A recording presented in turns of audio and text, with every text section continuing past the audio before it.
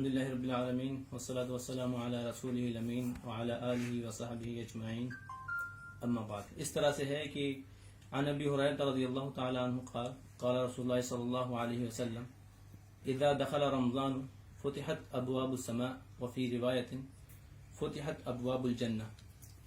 وغلقت ابواب جہنم وسلسلت الشیاطین وفي روایت فتحت ابواب الرحمہ. متفق علیہ.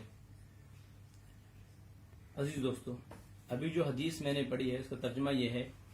کہ حضرت ابو ہریرہ رضی اللہ تعالیٰ عنہ روایت کرتے ہیں کہ رسول اللہ صلی اللہ علیہ وسلم نے فرمایا جب رمضان آتا ہے تو آسمان کے دروازے کھول دیے جاتے ہیں یا جنت کے دروازے کھول دیے جاتے ہیں اور جہنم کے دروازے بند کر دیے جاتے ہیں اور شیاطین باندھ دیے جاتے ہیں، اور ایک روایت میں ہے کہ رحمت کے دروازے کھول دیے جاتے ہیں. اللہ کے رسول صلی اللہ علیہ وسلم کا یہ معمول تھا کہ جب رمضان آتا تھا تو وہ لوگوں کو نصیحت فرماتے تھے. نصیحت تو عام دنوں میں بھی فرماتے تھے، لیکن رمضان کے متعلق کے وقت خاص طور سے رمضان کے متعلق نصیحت فرماتے تھے. یہ جو حدیث میں نے آپ کے سامنے پڑھی ہے اس میں اللہ کے رسول صلی اللہ علیہ وسلم نے 3 باتیں فرمائی ہیں. باری باری ان تینوں باتوں پہ ہم مختصر سے گفتگو کریں گے. پہلی بات یہ ہے کہ جب رمضان کا مہینہ آتا ہے تو آسمان کے دروازے یا جنت کے دروازے یا رحمت کے دروازے کھول دیے جاتے ہیں. اس بات کا مقصد لوگوں کو یہ سمجھانا ہے کہ رمضان کی آمد کے بعد آپ جتنی نیکیاں کما سکتے ہیں کمائیے، اور جنت کے جو دروازے ہیں سارے دروازے کھول دیے گئے ہیں آپ کے لیے. جیسے کہ ایک دوسری روایت سے پتہ چلتا ہے کہ رمضان کے مہینے میں اللہ تعالیٰ جو اچھے کام کرتے ہیں لوگ ان کو اس کا اجر کئی گنا بڑھا کے دیتا ہے.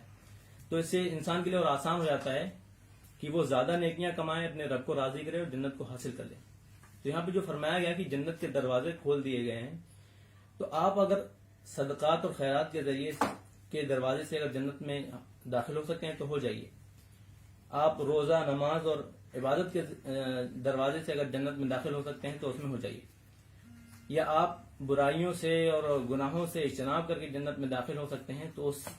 دروازے سے یا اس کے ذریعے سے آپ داخل ہو جائیے. غرض یہ کہ جنت کے سارے دروازے کھلے ہیں، لیکن آپ پر یہ فرض ہے کہ آپ اپنے آپ کو اس لائق بنائیں کہ آپ جنت میں داخل ہو سکیں. اور دوسری بات جو اللہ کے رسول صلی اللہ علیہ وسلم نے یہاں پہ فرمائی وہ یہ ہے کہ جہنم کے دروازے بند کر دیے جاتے ہیں. اس کا مطلب یہ ہے کہ جو انسان مسلمان عام دنوں میں اس کو جو برائی کے مواقع میسر ہوتے ہیں وہ رمضان کے احترام کی وجہ سے اور لوگوں کے اجتماعی عبادات کی وجہ سے وہ مواقع کم ہو جاتے ہیں، جس کی وجہ سے انسان برائیاں کم کر پاتا ہے اور اس کے جہنم میں جانے کے امکانات کم ہو جاتے ہیں. اب آتے ہیں تیسرے پوائنٹ کی طرف. تیسرا پوائنٹ یہ ہے کہ اللہ کے رسول صلی اللہ علیہ وسلم نے فرمایا کہ شیاطین بند کر دیے جاتے ہیں. اس کا مطلب یہ ہے کہ رمضان کے مہینے میں برائیاں کم ہو جاتی ہیں اور جو اچھائیاں ہیں وہ زیادہ نشو و نما پاتی ہیں، اور شیاطین کی جو کار فرمائی ہے یا شیاطین کا جو کام کرنے کا جو اسپیڈ ہے وہ کم ہو جاتی ہے. چونکہ رمضان کے مہینے میں پورا معاشرہ، پوری قوم ایک ساتھ روزہ رکھتی ہے اور اجتماعی عبادات میں منہمک ہوتی ہے، اور ایسا بہت کم ہوتا ہے کہ ایک اجتماعی ماحول ایسا بنے جس میں نیکیاں ہر طرف پروان چڑھ رہی ہوں، جس کو دیکھو وہ نیکی کے کام کیے جا رہا ہے. اس سے پوری قوم یک بارگی اللہ تعالیٰ کی طرف رجوع کرتی ہے اور وہ بہت روح پرور منظر ہوتا ہے. اس میں انسان بھی انڈیویجول طور پہ بھی اللہ تعالیٰ کی طرف رجوع کرتا ہے جو کہ عام دنوں میں نہیں ہو پاتا، اور رمضان کے مہینے میں خاص طور سے اس کے اندر ایسی کیفیت پیدا ہوتی ہے کہ وہ مسلسل اللہ تعالیٰ کی طرف پلٹتا رہتا ہے. اس کی وجہ یہ ہے کہ جب انسان دن میں 12-14 گھنٹے روزے رکھتا ہے تو اس کو یہ شعور ہوتا ہے کہ وہ اللہ تعالیٰ کے لیے روزے رکھ رہا ہے اور اللہ تعالیٰ نے اسے کھانے پینے اور خواہشات سے روک رکھا ہے. پھر جب وہ افطار کرتا ہے تو اس کو یہ محسوس ہوتا ہے کہ اللہ تعالیٰ نے مجھے اب تک کھانے پینے سے روک رکھا تھا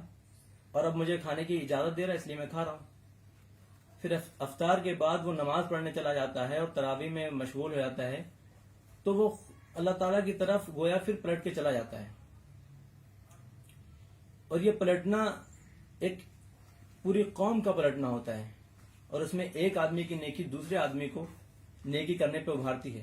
ایک آدمی کا روزہ دوسرے آدمی کو اس میں سپورٹ کرتا ہے، اور ایک ایسا ماحول ہو جاتا ہے کہ ہر طرف آپ کو نیکیاں ہی نظر آتی ہیں۔